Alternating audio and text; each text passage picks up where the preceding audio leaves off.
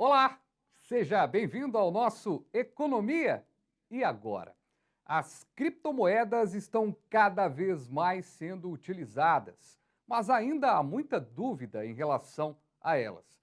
Mas uma certeza, elas estão caminhando para serem legalizadas, ou pelo menos organizadas. A gente vai entender o que está acontecendo com essas moedas digitais e a gente vai fazer uma conexão Belo Horizonte para Portugal e vamos conversar com o Ciro Chagas, advogado, especialista em crimes cibernéticos, especialista também nesta questão das moedas digitais, que está falando com a gente direto de Lisboa. Ou qual cidade que você está agora, Ciro?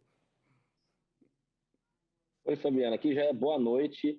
Estamos em Coimbra, onde vai ser Coimbra. o evento, um seminário de criptomoedas.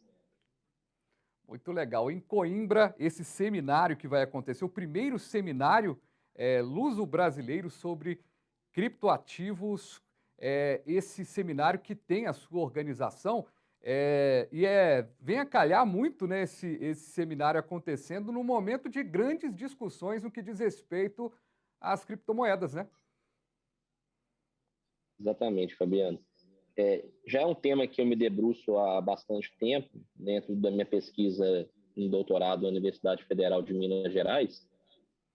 E, bom, a minha pesquisa é sobre o marco regulatório, né, como regular algo que, de certa forma, é desconhecido.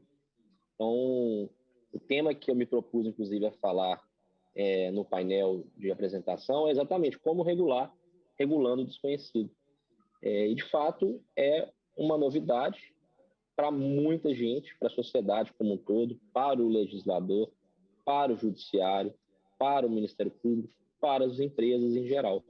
Então, a ideia é que a gente traga para a sociedade um pouco de conhecimento para desmistificar uma série de paradigmas e mostrar o que é positivo e o que é negativo. Portugal é um país pioneiro nesse processo regulatório, eis o motivo por qual nós estamos sediando o evento aqui. E neste momento em que eu tenho um dado aqui que é espetacular, né, que as criptomoedas movimentaram mais de 200 bilhões no Brasil em 2021. É um uso já frequente dessa moeda, muita gente conseguindo já entrar já na sua cartela de investimentos, ter a criptomoeda, mas ainda tem muito desconhecimento até dos próprios investidores, né, Ciro? Sem dúvidas. Tá vendo? O Brasil é o país no mundo que tem mais investidores pessoa física pulverizado. É até uma surpresa esse dado. O número é ainda muito maior que o segundo lugar, que são os Estados Unidos da América. Bom, isso tem uma explicação simples pela vontade histórica do brasileiro em se projetar em um nível de risco maior. Né? O brasileiro gosta de ter um retorno financeiro mais imediatista e a criptomoeda ela permite isso. Só que, em contrapartida, ela também traz, como qualquer investimento de alto risco, uma possibilidade de perdas. Então, esse conhecimento que nós nos propusemos a colocar para a sociedade é exatamente que as pessoas entendam que todo investimento com alta rentabilidade, de contrapartida, vai ter também possibilidades altas de perda. Então, a volatilidade da criptomoeda ela é inerente à rentabilidade que ela gera. Os próprios investidores, em larga escala, da mesma forma. Mas esses já são experientes, já estão no mercado, já tem toda uma aritmética de contingência para lidar com perda, que por coincidência está acontecendo agora. Né? O Bitcoin caiu muito nas últimas semanas, e isso gera um pânico no mercado, as pessoas costumam realizar as suas operações, mas aquele que está ali posicionado corretamente consegue aproveitar bem desse tipo de situação. E falando agora dessa questão das leis e tudo mais, né, envolvendo, a gente vive um momento de projeto de lei avançando no Senado para regulamentar as criptomoedas. Eu fazendo as pesquisas aqui, vi inclusive, Ciro, você participando né, das audiências. Como é que foi esse caminho todo para chegar a esse momento importante hoje, né, no Senado, agora tendo aí a possibilidade da gente fechar o ano com uma lei resolvendo algumas questões envolvendo a criptomoeda? Sim. Fabiano, foi um momento de muita felicidade para mim, como pesquisador, de poder contribuir de algum modo no Congresso Nacional no ano passado e trazer alguns contrapontos sobre o projeto. Aquele momento só havia um projeto, o projeto da Câmara dos Deputados, foi o qual eu pude trazer opiniões, e ao longo dos meses apareceram novos projetos que estão em trâmite no Senado, o mais recente, acredito que é esse que você se refira, capitaneado pelo Senado Federal, e traz uma série de desafios, pontos positivos e pontos negativos. Mas, de todo modo, na minha concepção, o Congresso ele tem permitido esse debate para que a academia, os pesquisadores da área, consigam trazer contrapontos ao legislativo, né, tentando chegar numa regulação que, de fato, é difícil. Como eu disse, regular o desconhecido não é uma Uhum. coisa fácil.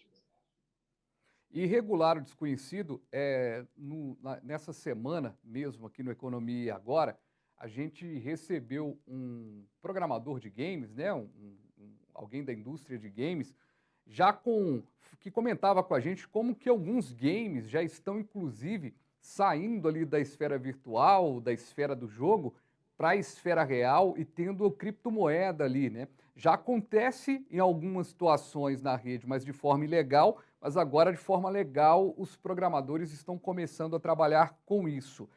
É legal a gente ter a sua opinião, Ciro, porque se a gente tiver uma lei que regulamenta a questão das criptomoedas para determinadas situações, o primeiro ponto a ser corrigido é a questão do imposto de renda, né? Porque o que teve de movimentação foi muito maior do que necessariamente foi o declarado. Esse é um grande problema da criptomoeda. Mas, falando de um jogo, por exemplo, num game que pode ser universal, a gente está preparado para ter, por exemplo, daqui a pouco, nos bancos digitais, no próprio bancão, ter negociações no que diz respeito à moeda digital? Você acha que isso pode entrar na usabilidade muito mais fácil com essas legalizações no Brasil? E aí, como é que fica uma história, aproveitando esse encontro internacional aí está acontecendo em Coimbra, como é que a gente faz essa análise perante a outros países? Uma legalização aqui também, que é um país que tem forte utilização das moedas digitais, faz com que também países da Europa tenham leis, e como é que andam as leis no que diz respeito à Europa e os Estados Unidos? Excelente. Esse ponto que você tocou, ele é muito importante.